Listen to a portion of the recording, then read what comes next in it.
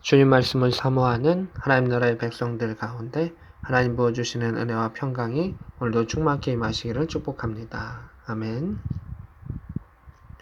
오늘은 디모데전서 5장 말씀을 이어서 보도록 하겠습니다. 17절의 말씀입니다. 잘 다스리는 장로들은 이렇게 되어 있습니다. 여기서 장로라고 하는 그 단어 원어는 5장 1절에 늙은이라고 쓰인 그 단어와 동일한 단어입니다. 근데 한 곳에서는 나이든이라고 하는 늙은이라고 하는 그 표현으로 쓰이고 있고 이곳에서는 장로라고 하는 그 표현으로 직책을 상징하는 부분으로 직책과 직분을 상징하는 부분으로 나타나 있습니다.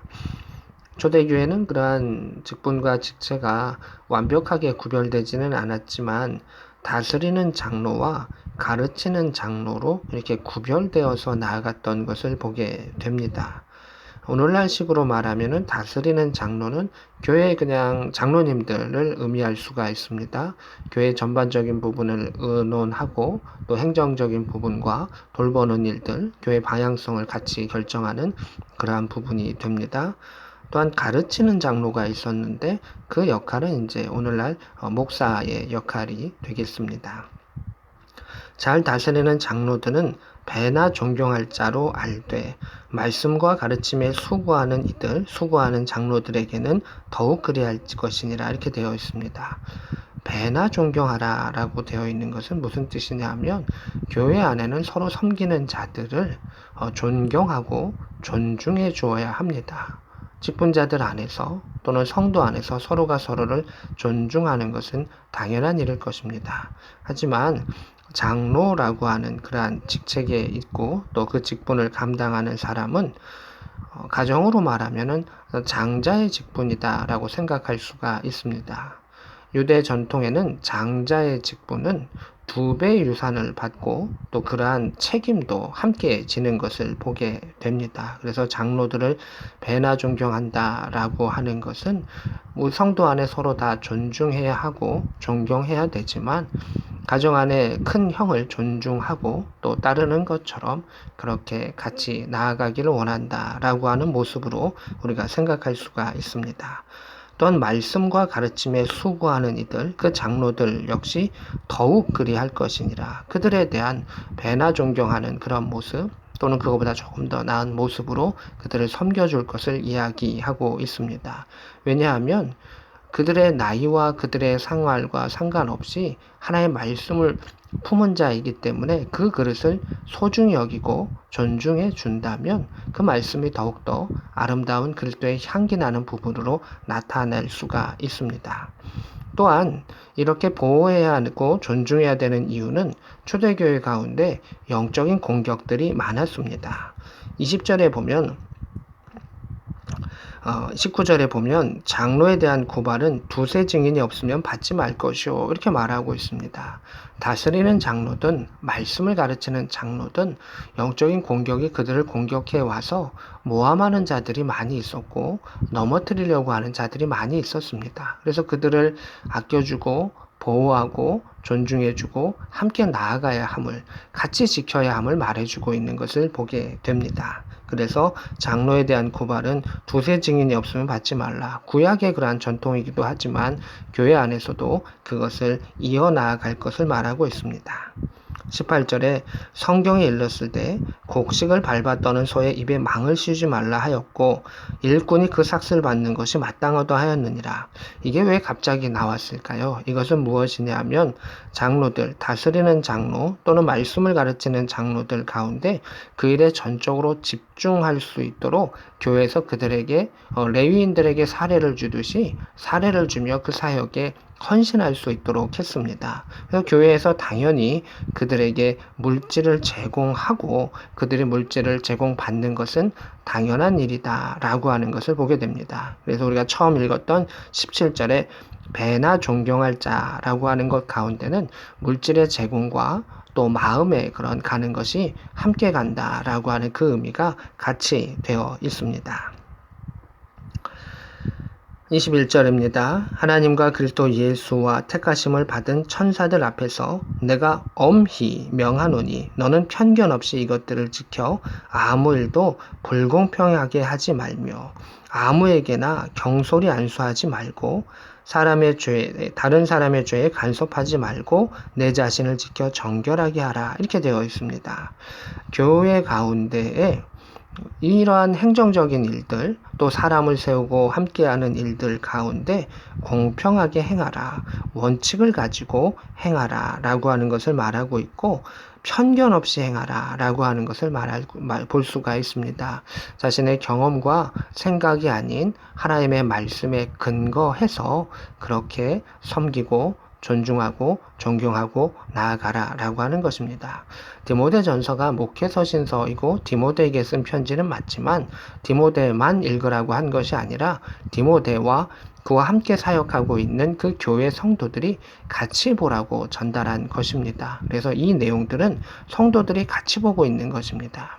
공평하게 또 존중하며 사랑하며 교회 안에 화목할 것을 이야기하고 서로 지켜갈 것을 이야기하고 있습니다. 22절의 말씀은 경솔히 안수하지 말고, 이 안수하는 것은 안수집사, 장로 이러한 분들을 그 안수해서 세우게 되는데, 성급하게 안수하여서 그들로 하여금 본이 되지 못한다거나 또 교회에 척을 지게 한다거나 또 교회 안에 화합되지 못하게 하는 일들, 또 악이 되는 그러한 일들도 가끔은 있을 수 있어서 충분한 검증과 과정과 훈련을 거친 후에 그들이 온전히 설 수 있도록 하고 안수를 해라 라고 하는 것을 말하고 있습니다. 그러니까 사람을 급히 세우지 말라라고 하는 것일 수 있겠습니다. 디모데전서에 보면 이러이러한 사람을 세워라 라고 하는 부분들이 있는데, 충분히 그 사람을 살피고 훈련시켜서 믿음의 본이 되는 사람들을 세우고 여러 가지 환난과 또 유혹과 또 넘어짐의 공격 가운데 그가 든든히 설 수 있는 사람들을 세울 것을 말합니다. 다른 사람의 죄에 간섭하지 말며, 이거 죄를 져도 그냥 두라는 이야기가 아니라 그 죄에 동조되지 말아라, 그 죄에 엮이고 함께하지 말아라 라고 하는 것입니다. 오직 너 자신을 지켜서 정결하게 하라. 그래서 다른 사람을 판단하거나 다른 사람의 죄에 얽혀서 가는 것이 아니라 정결한 모습으로 살아가라 라고 말하고 있습니다. 23절입니다. 여기는 이제 디모데 개인에게 조금 권하는 내용이 나오고 있습니다. 이제부터는 물만 마시지 말고 내 위장과 자주 나는 병을 위하여 포도주를 조금씩 쓰라 라고 말하고 있습니다. 이 상황 속에 우리는 두세 가지를 추측해 볼 수가 있습니다. 하나는 지금 디모데가 자기 자신을 돌보지 아니하면서까지 열심히 사역하고 있는데 그 가운데 위장을 포함한 병에 걸렸다는 것입니다. 왜 위장의 병에 디모데가 걸렸겠습니까? 그 성도들을 목양하고 돌보고 걱정하는 그 마음속에 그가 위의 병이 난 것입니다. 그리고 몸 가운데 질병이 난 것입니다. 그럼에도 불구하고 그가 약도 먹지 아니하고 물만 마시면서 아마 기도로서 버티고 있었을 것입니다. 그래서 바울이 그에게 이야기합니다. 포도주를 써라 라고 말하는 것은, 여기서 포도주는 술을 의미하는 것이 아니라 약의 기능을 말하고 있습니다. 술 마시는 사람이 이것은 약술입니다 라고 마시는 것을 의미하는 것이 아니고요.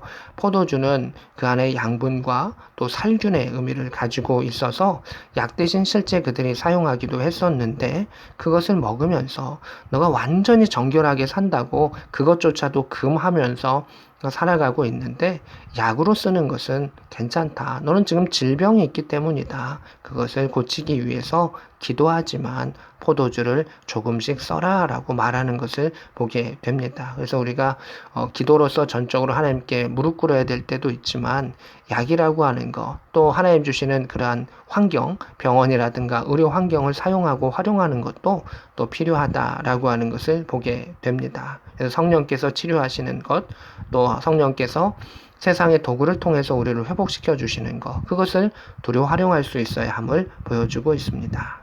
24절입니다. 어떤 사람들의 죄는 밝게 드러나나 먼저 심판에 나아가고 어떤 사람의 죄는 그 뒤를 따른다. 선행도 밝게 드러나고 그렇지 아니한 것도 숨길 수 없느니라. 이렇게 되어 있습니다. 죄든 또한 선행이든 반드시 하나님의 때에 하나님 심판하실 때 그것은 드러난다. 그러하기에 하나님 앞에서 우리가 믿음의 선행을 하고 믿음 안에 정직함으로 살아갈 것을 디모데에게, 그리고 디모데가 사역하고 있는 그 에베소 교회 성도들에게 이야기하고 있는 것을 보게 됩니다. 오늘도 하나님께서 우리가 교회 안에 어떻게 살아야 할 것을, 또 세상 가운데 우리가 어떻게 살아야 될 것을 말씀하여 주십니다. 특별히 우리가 하나님 나라를 위하여 살아가는 선행의 그 모습들, 말씀대로 살아갔던 그것은 반드시 드러날 것이다 라고 이야기하고 있습니다. 오늘 하루 이 말씀을 묵상하며 하나님의 뜻대로 살아가는 그 모든 선행이 하나님 기억하시고 하나님의 날에 반드시 상급받을 수 있는 복된 저와 여러분 될 수 있기를 우리 구주 예수 그리스도의 이름으로 축복합니다. 아멘.